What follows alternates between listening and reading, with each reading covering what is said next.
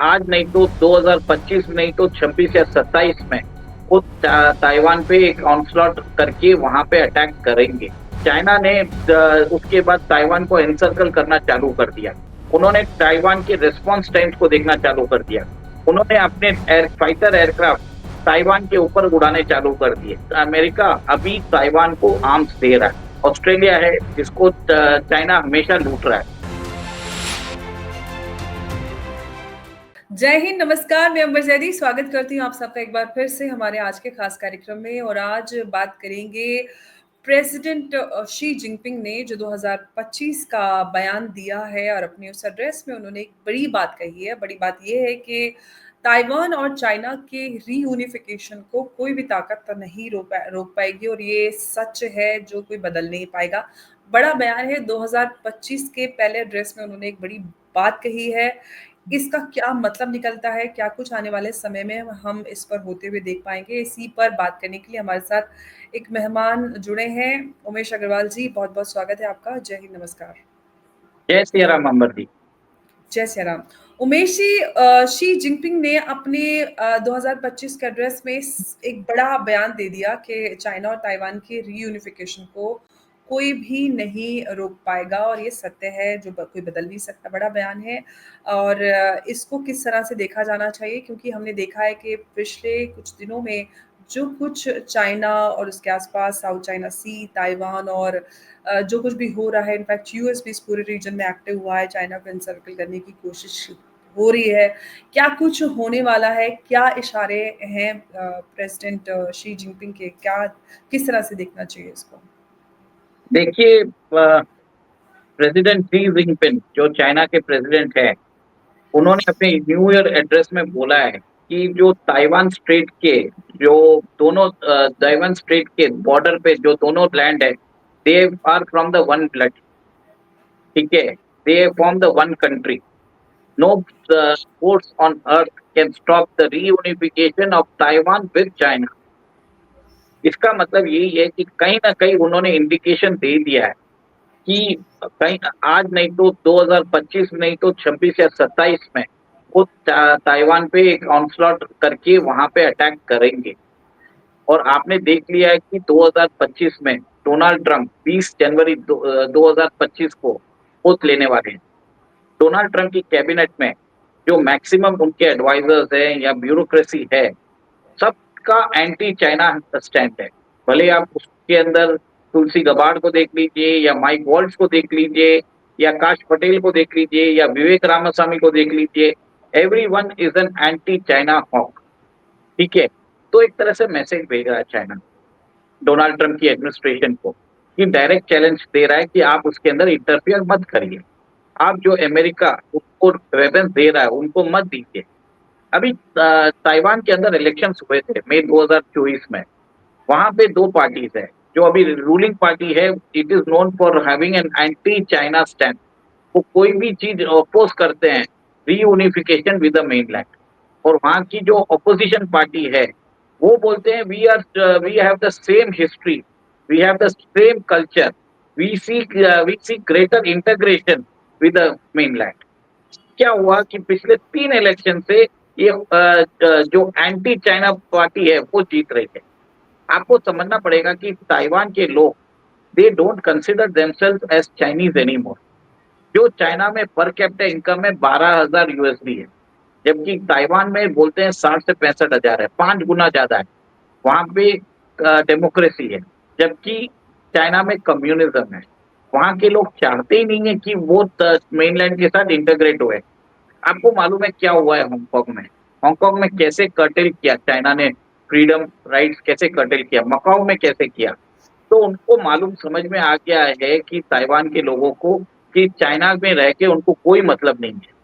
Second, जैसे ही आपने देखा है कि अमेरिकन इलेक्शन हुए नवंबर 5 को, कुछ दिन बाद 7 या 8 तारीख को ताइवान ने जो छोटे नैनो सेमीकंडक्टर्स है वो चाइना को एक्सपोर्ट करना बंद कर दिया। जिसके कारण चाइना को बहुत ज्यादा फर्क पड़ रहा है। उनके एआई और अदर जो इमर्जिंग फील्ड्स में उनकी जो टेक्नोलॉजिकल डेवलपमेंट है वो नहीं हो रही है। और आज की डेट में सेमीकंडक्टर्स की इंपॉर्टेंस बहुत है। और चाइना की जो टीएसएमसी है, वो वर्ल्ड की सबसे ज्यादा मतलब 80 टू 90% जो छोटे सेमीकंडक्टर्स बनाने का होता है, नानो सेमीकंडक्टर, को बनाने में सबसे ज़्यादा ताइवान के अंदर ही होता है। तो यहाँ तक अब ऐसा हो गया है कि ताइवान को लेना, ये अभी शी जिनपिंग के लिए एक तरह से प्राइड मोमेंट हो गया है, ठीक है? और आपको मालूम है 2022 में नैन्सी पेलोसी जो उस समय स्पीकर थी और यूएस के अंदर third highest constitutional ranking post है after the president of United States, after the vice president of United States, वो गई थी ताइवान। और एक दिन तक पूरा मिलिट्री उनकी सपोर्ट कर रहा था, यूएस की प्लेन्स उनको एस्कॉर्ट कर रहे थे ताकि चाइनीज प्लेन उनके ऊपर अटैक ना कर दे। यूएस की naval fleets were ready to attack China अगर उन्होंने कोई चीज किया तो।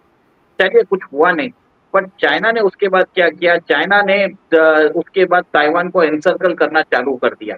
उन्होंने ताइवान के रिस्पॉन्स टाइम्स को देखना चालू कर दिया। उन्होंने अपने फाइटर एयरक्राफ्ट ताइवान के ऊपर उड़ाने चालू कर दिए। ये सब चीज इसके लिए करते हैं कि उनको मालूम पड़ना चाहिए कि ताइवान की स्ट्रेंथ क्या है, कितना उनको टाइम लगता है, ताकि जब इन्वेजन किया जाए तो वो ये सब पैरामीटर्स को रख के वो प्लानिंग कर सके। तो आपने देखा है कि अमेरिका अभी ताइवान को आर्म्स दे रहा है, ठीक है? और आपको ये भी मालूम है कि जैसे ही डोनाल्ड ट्रंप आते हैं, जो क्वाड है वो अभी जो डिफेक्ट हो गया था बाइडेन एडमिनिस्ट्रेशन में, वो एक्टिव हो जाएगा। और उसके अंदर आपने देखा है कि जापान है जो ऑलरेडी उसका हिस्टोरिकल टाइज चाइना से खराब ही चल रहा है। ऑस्ट्रेलिया है जिसको चाइना हमेशा लूट रहा है। आपने देखा है कि बहुत सारे अपने चाइनीज इमिग्रेंट्स को वो उधर भेज रहा है, ऑस्ट्रेलिया में डेमोग्राफिक चेंज करने की कोशिश कर रहा है, ठीक है?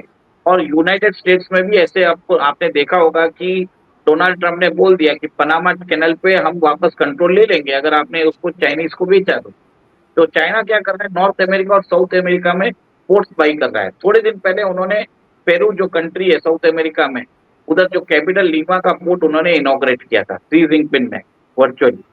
तो अब अमेरिका को लग रहा है कि चाइना उसको डायरेक्टली उसको टक्कर दे रहा है उसके बैकयार्ड में। जैसे अमेरिका यूज कर रहा है ताइवान को as a front to challenge China, China use कर रहा है साउथ अमेरिकन कंट्रीज को। तो मेरे हिसाब से अब China is ready for flexing it's muscles with United states.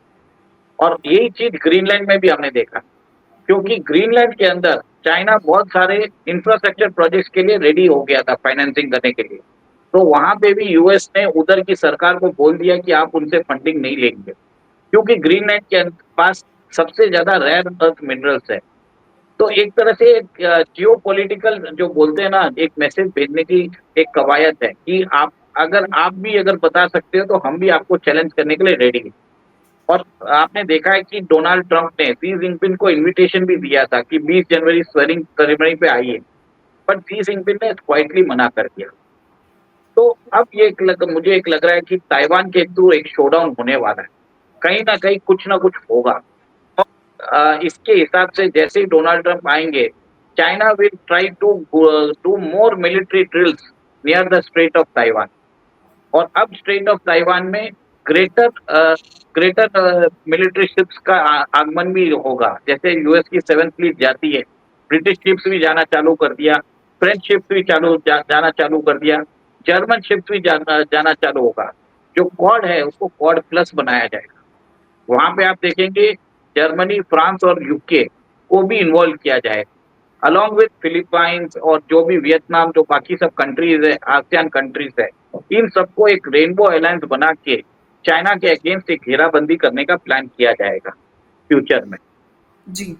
तो जिस तरह से हम चाइना के हवाले से जो डेवलपमेंट्स हमने पिछले 1 महीने में देखे हैं और आज न्यू ईयर पे जो हम इसकी चर्चा कर रहे हैं, न्यू ईयर आने के बाद और अपनी न्यू ईयर एड्रेस में जो शी जिनपिंग ने बात कही है, क्या किसी आने वाली कॉन्फ्लिक्ट की ओर इशारा करती है कि हम अपने इस रीजन में भी कोई, जैसे कि हमने देखा है कि पिछले कई सालों में रशिया, यूक्रेन और फिर इज़राइल का कॉन्फ्लिक्ट और सारा कुछ वो मिडल ईस्ट में पूरे फैल गया है।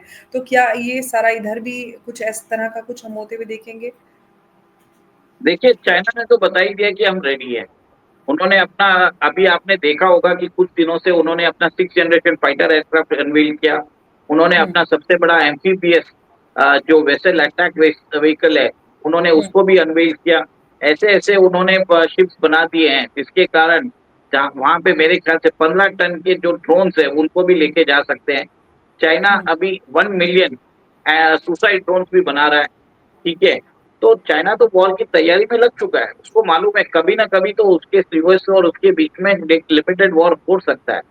तो चाइना तो अपना वो रेडीनेस अपने टेक्नोलॉजिकल इनोवेशन से दिखा रहा है और यूएस को वार्न भी किया जाता है। ये डायरेक्टली नहीं बोलते, ये सब चीज एक्सप्लिसिटली दिखाया जाता है। It is a show off power projection. आप अपनी शक्ति का प्रदर्शन करते हैं जिसके कारण आप लोगों को बताते हैं अगर आपने किया तो हमारे पास ये वेपन्स है, आप मान जाओ। तो एक ये सब एक बोलते हैं इम्प्लिसिट मैसेज भेज चुके हैं। और इसने ये भी देखा है कि ताइवान अपने अभी ग्रेटर इकोनॉमिक टाइज कॉपरेशन चालू कर दिया भारत के साथ। पिछले महीना मेरे ख्याल से 6 महीने पहले उन्होंने इंडिया में अपना थर्ड कॉन्सुलेट खोला बॉम्बे में। अभी दो कॉन्सुलेट ऑलरेडी ऑपरेटिंग था इन इन न्यू दिल्ली एंड चेन्नई। तो थर्ड कॉन्सुलेट उन्होंने चालू किया है। और लास्ट ईयर उन्होंने बोला था कि हम भारत से ब्लू कॉलर जॉब के लिए वर्कर्स को इनवाइट कर रहे हैं। तो वो भी कुछ कंट्रोवर्सी हुई थी जब उनके फॉरेन मिनिस्टर ने बोला था कि वो चाहेंगे कि नॉर्थ ईस्टर्न वाले ज्यादा आए क्योंकि वो उनके जो फिजिकल कैरेक्टरिस्टिक्स है और फूड कैरेक्टरिस्टिक्स है वो ताइवानीज लोगों के खान पान से मिलता जुलता है। उसके बाद इंटरनेट में बैकलैश होने के बाद उन्होंने अपना स्टेटमेंट रिट्रैक्ट किया।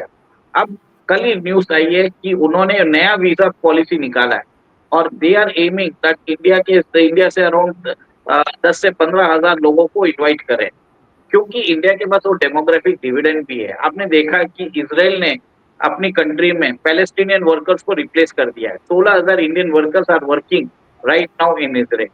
तो उसी हिसाब से अभी ताइवान भी कर रहा है। तो एक तरह से एक्सपोर्ट ऑफ ह्यूमन कैपिटल आने वाला है विद इंडिया एंड ताइवान।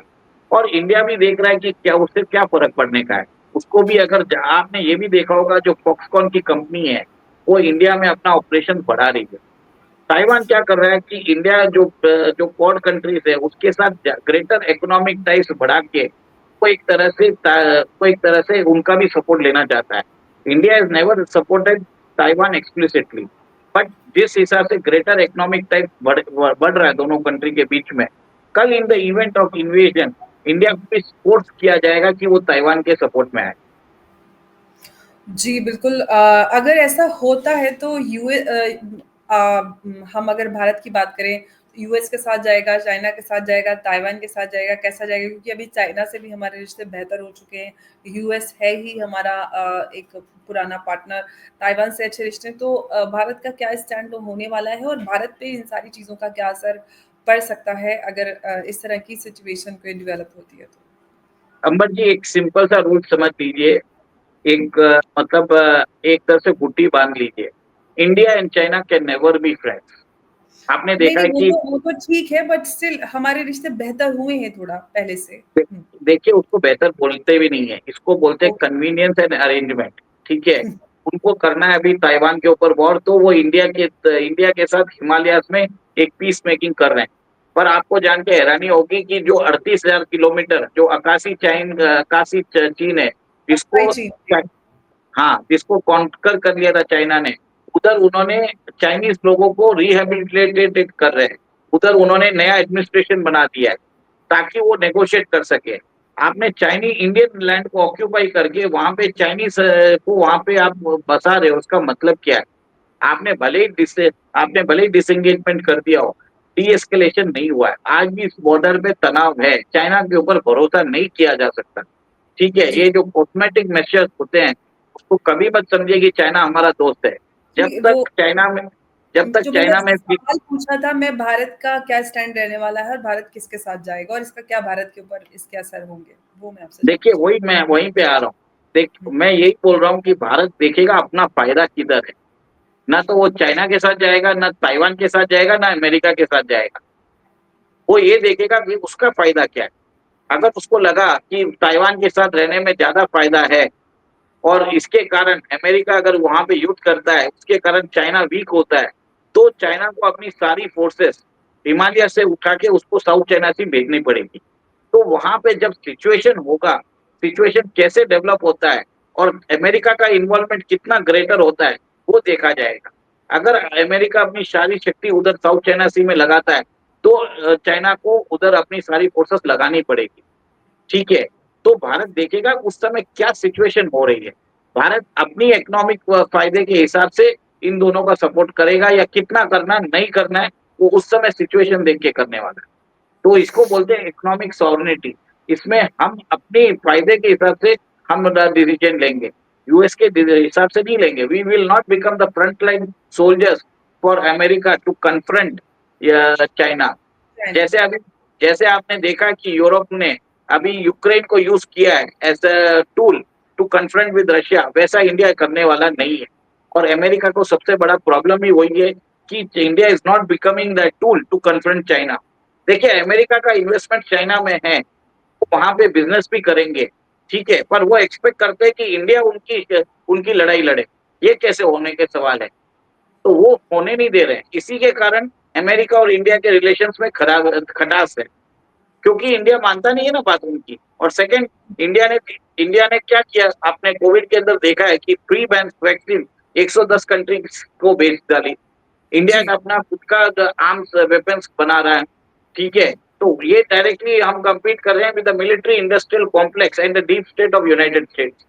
तो अमेरिका वहां पे भी उसको इंडिया से खपा है। इसके लिए तो जॉर्ज सोरोस ने बोला है कि I have committed $1 billion to destroy the Narendra Modi government in the 2024 Lok Sabha election. तो अमर जी, ये सब एक ग्लोबल खेल है, हमको इसमें कुछ पढ़ने की जरूरत नहीं है। हमको ये देखना पड़ेगा कि 140 करोड़ इंडियंस का क्या फायदा है। भारत सरकार उसको देख के काम करेगी। अगर ये कांग्रेस की सरकार रहती तो आप देखिए वो चाइना के अगेंस्ट कूद भी जाते, क्योंकि उनको कोई मतलब नहीं है। डीप स्टेट उनको पैसा देता, राहुल गांधी उनकी बात मान जाते। आपने देखा ही है कि राहुल गांधी कब अमेरिका जाते हैं, कब चाइना जाते हैं, चाइना के एनवॉय से मिलते हैं, क्या करने जाते हैं। We have to see that as well. Absolutely. तो अब देखना होगा कि आने वाले समय में क्या चाइना और ताइवान का रीयूनिफिकेशन हो पाता है, जैसे कि प्रेसिडेंट शी जिनपिंग ने कहा है, और क्या कुछ और किस तरह के हालात इस रीजन में डेवलप होंगे, वो आने वाला वक्त बताएगा। और क्या भारत की पॉलिसी रहने वाली है, ये भी देखेंगे तभी जब इस तरह के अगर हालात होते हैं डेवलप। उमेश जी, बहुत बहुत धन्यवाद आज की इस अहम चर्चा में हमारे साथ जुड़ने के लिए, और आप अपने अहम बातें साझा की उसके लिए बहुत बहुत धन्यवाद। जय हिंद, जय भारत। जय सिया राम।